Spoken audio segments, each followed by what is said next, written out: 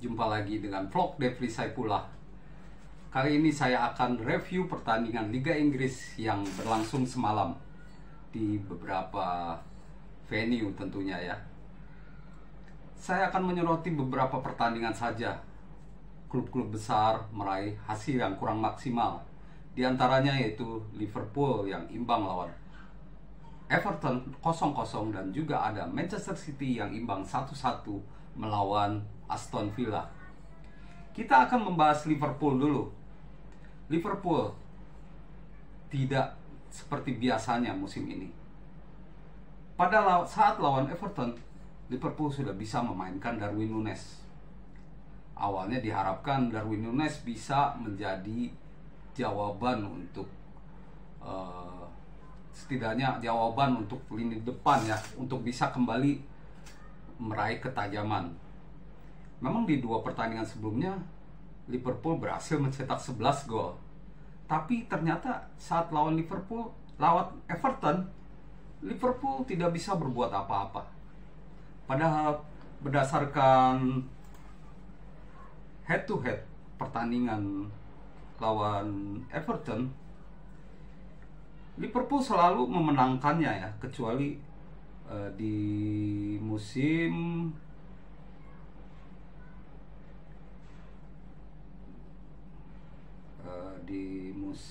2020 ya, 2019-2020 yang saat itu Everton berhasil imbang ya, atau di 2021 Februari 2021 juga Everton berhasil mengalahkan Liverpool 2-0. Memang duel ini selalu keras, penuh intrik karena ini tim sekota, jadi aura pertandingan selalu panas gitu. Tapi berdasarkan hasil musim lalu, Liverpool biasanya selalu menang lawan Everton. Jadi apa yang salah sebenarnya dengan lini depan Liverpool?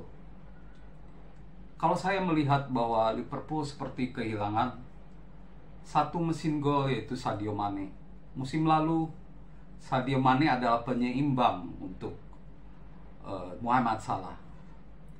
Saat ini, saat Mohamed Salah tidak mencetak gol di 3 pertandingan beruntun, tidak ada juga yang bisa mencetak gol.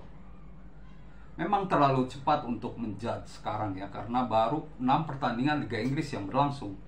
Darwin Núñez pun baru saja menjalani sanksi ya.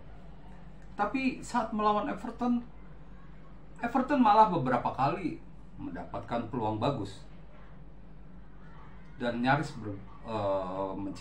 menciptakan gol ya. Dan Liverpool pun demikian. Pada pertandingan kemarin, 2 kiper pantas diacungi jempol karena berhasil melakukan penyelamatan bagus. Jordan Pickford atau Alisson sama-sama bermain bagus sehingga bisa menjaga clean sheet di gawang mereka. Yang jadi masalah, mengapa serangan Liverpool tidak bisa menembus pertahanan Everton, padahal Jurgen Klopp melakukan 5 kali pergantian di pertandingan semalam ya. Ada 5 kali pergantian pemain. Bahkan Roberto Firmino langsung dimainkan di babak kedua untuk menggantikan Fabio Carvalho. Jadi ada 2 striker di lini depan Liverpool, tapi tidak juga berhasil. Dibandingkan musim lalu, memang Liverpool saat ini tidak punya penyeimbang. Sadio Mane seperti dirindukan. Darwin Núñez belum bisa membuktikan. Memang terlalu cepat, tapi Liverpool seperti sudah merindukan Sadio Mane sebagai penyeimbang dalam mencetak gol. Kita tunggu di laga berikutnya apakah Liverpool bisa lebih baik, karena musim lalu mereka meraih 4 kemenangan dan 2 hasil imbang di 6 pertandingan. Sedangkan musim ini Liverpool malah sudah 1 kali kalah dari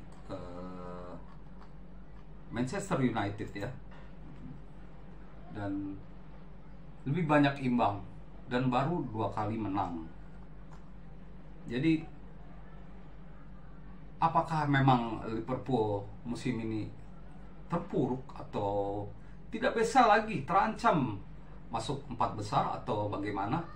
Kita memang pantas menunggunya karena Darwin Núñez baru main, tapi pengaruh hilangnya Sadio Mane benar-benar terasa. Manchester City juga meraih hasil yang kurang maksimal. Manchester City seakan hidup di 2 sisi ya. Dibandingkan musim lalu, Manchester City memang tidak banyak berubah ya. Tidak, maksudnya dari hal meraih kemenangan hampir sama gitu. Tapi saat melawan Aston Villa, sangat disayangkan City tidak bisa menambah gol. Saya melihat ada beberapa peluang di mana harusnya pemain Manchester City tidak egois gitu. Misalnya peluang dari Riyad Mahrez di babak kedua, harusnya dia bisa memberi umpan kepada Erling Haaland untuk mencetak gol kedua, tapi dia malah melepas tembakan dan melebar. Musim ini Manchester City memang lebih produktif dibandingkan musim lalu. Manchester City hanya mencetak 13 gol di 6 laga awal. Musim ini mereka mencetak 20 gol. Setengahnya 50% dari Erling Haaland, 10 gol ya. 1 gol ke gawang Everton, berhasil menambah daftar jumlah golnya di Liga Inggris. Ini fenomenal. Mungkin dia terbanyak di liga-liga lain ya.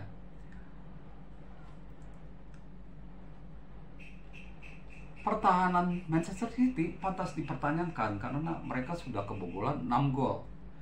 Dibandingkan musim lalu, 6 pertandingan awal mereka berhasil tidak kebobolan 1 gol pun. Jadi ada tambah gol, tapi pertahanan Manchester City juga cukup buruk ya. Contohnya saat melawan Crystal Palace atau saat melawan Newcastle, Manchester City bisa kebobolan 3 gol. Lawan Crystal Palace kebobolan 2 gol. Dibandingkan Liverpool, Manchester City justru lebih baik. Hanya saya pikir Manchester City hanya perlu untuk mengembangkan lebih banyak lagi upaya dari pemain-pemain tengah, winger, untuk memberi umpan kepada Erling Haaland. Jangan sampai seperti pertandingan melawan Aston Villa, Haaland yang berdiri bebas tidak mendapatkan bola. Memang musim lalu Manchester City tanpa striker pun memang hebat. Dari deretan lini tengah mereka, Phil Foden, Riyad Mahrez, Bernardo Silva, Kevin De Bruyne, dua ada Raheem Sterling, ada Gabriel Jesus yang di lini depan, memang cukup produktif. Tapi saat ini Manchester City sebaiknya memanfaatkan betul ketajaman Erling Haaland di lini depan. Erling Haaland sangat super.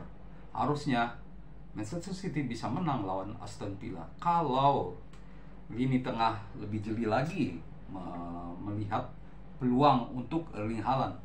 Dialah seorang goal scorer yang harus memang dimanfaatkan betul, karena musim lalu tidak ada. Kecuali Haaland tidak di posisi bagus, pemain tengah Manchester City mungkin bisa memberikan atau mengambil peluang tembakan sendiri.